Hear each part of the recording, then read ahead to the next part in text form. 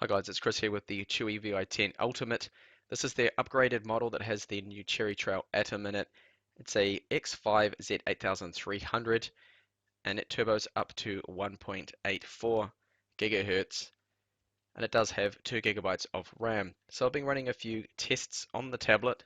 You can see down here where the mouse pointer is that Windows is activated. There's no problems with activation. Some Chinese tablets did have problems. They actually used non-official keys, and they use something called KMS Pico to activate it, but there's no problems with that whatsoever. Now, these are the speeds I got here from the storage. So I benchmarked, this is the Samsung Evo, the micro SD card slot, and you can see there that write speeds and read speeds are exceeding the 23 megabyte per second cap that was on the Bay Trails, so it will support your high speed cards. Now this card here, it's around about the maximum speeds I get out of it. If I use my SanDisk Ultra card, then I can probably get read speeds of around about 90 and write of about 60 or 70. So full speeds there, which is really good to see. The internal storage is a Toshiba 064 GE2 eMMC 4.5.1 spec. We get okay read speeds. Write speeds are a little slow, but the 4K isn't bad. I mean, I have seen quite slow there. So it's not actually that bad at all. Reads 144 are good. Now when we go on to benchmarks, this is the Geekbench 3 score, which is around about the same as the old Bay Trail Atom Z3735F, so it's not much faster. CPU side of things, the Cherry Trail didn't really change much. And this is the Skydiver Mark and 3D Mark.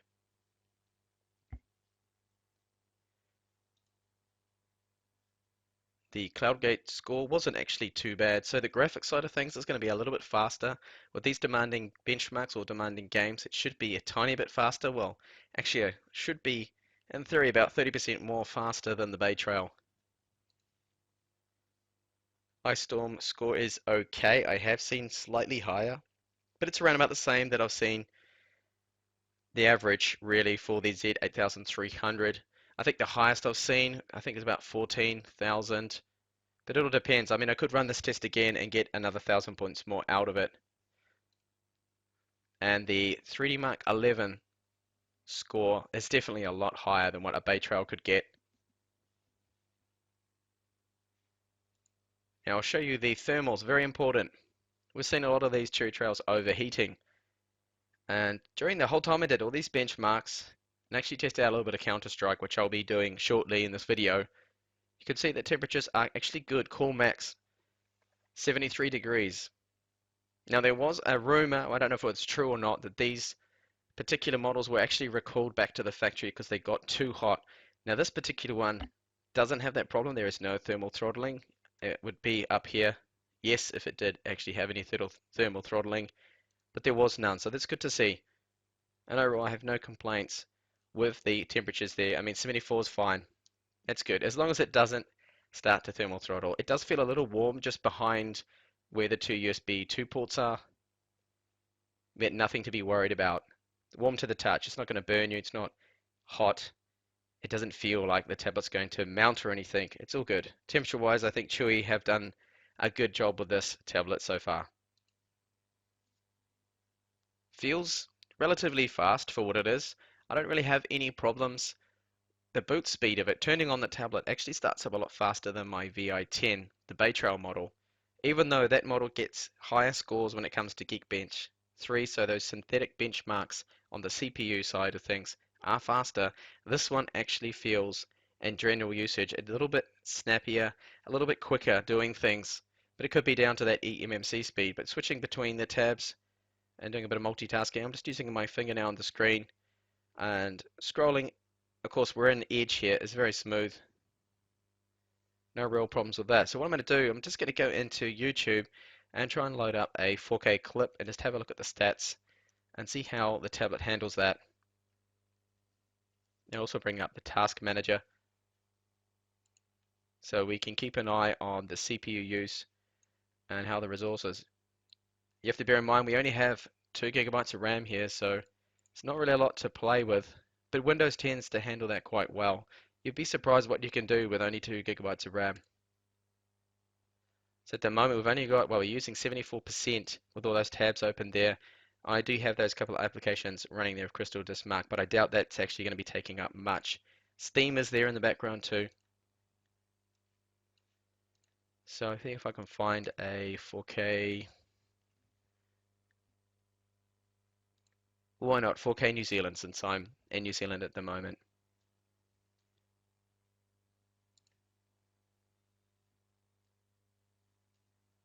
Now my internet connection isn't wonderful here, so we'll just have to see how that's going to handle this. I might not be able to keep up with the streaming the 4K. Nice annoying advert right here.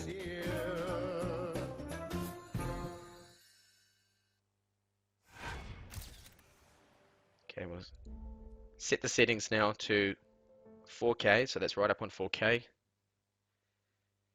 And I'll bring back Task Manager and we'll see what the CPU is doing.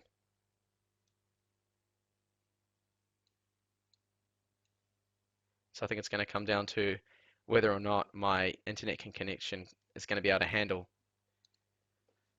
So here's our stats.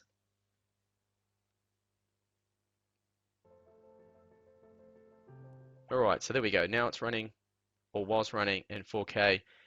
But the problem there is my internet connection. So I'm just going to pause it for a second. Let that do some buffering. And I'll just check that out on full screen.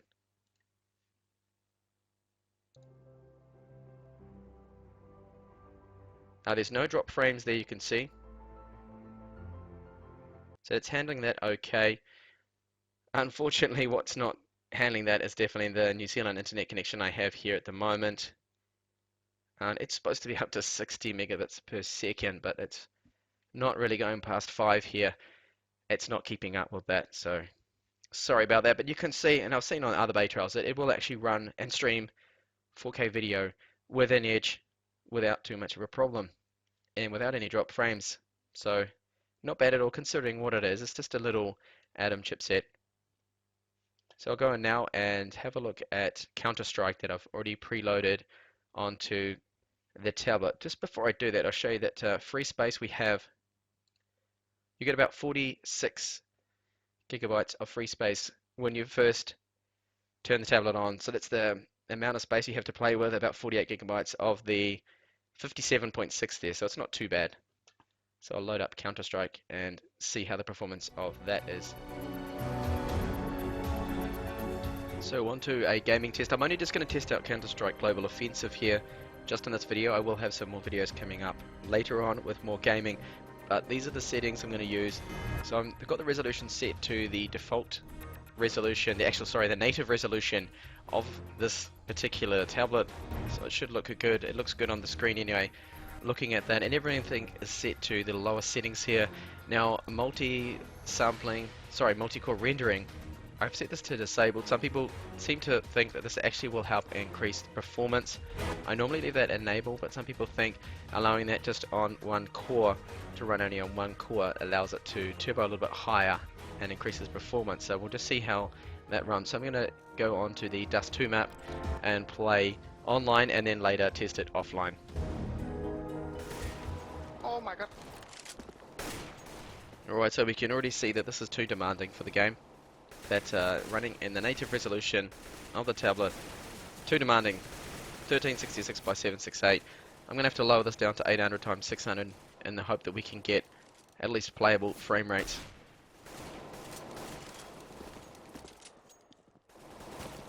So I'm going to try 800 times 600, and I have enabled multi-core rendering. Might actually help improve the performance.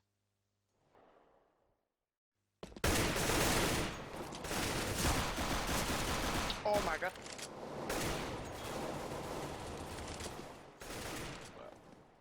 So even 800 times 600, the frame rate really hasn't improved that much. It's still hopping around the lower 20s. Not particularly playable, really. And I've just been... No, I haven't been kicked. Someone else has for high ping. I thought that might have been me.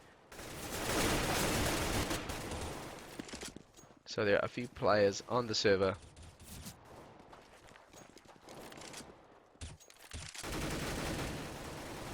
But those frame rates there are not ideal. That's just a little too slow. A bit too laggy.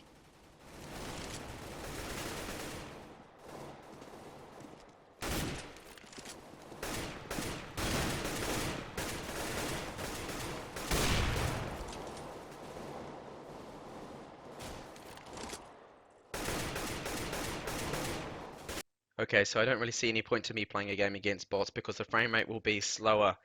The CPU has to calculate their bots on top of everything else, and if it's only getting around the lower 20s at best there, no point really. So the temperatures still remain the core max, 74 degrees, the same as when I was doing all those benchmarks running 3D Mark 11, which was super demanding for this kind of chipset, with that very low score there, of course, that it got, and the graphics 75. So you can see there when it comes to gaming, I think that's actually slower than the first model, the VI10. I will have to do a comparison later on when I'm back in Spain between both of those tablets because my VI10 is actually on the other side of the world. So when I get back, I will be able to test both of them. But it does look like the VI10 might have the edge when it comes to gaming, but everything else it seems to feel a little bit faster.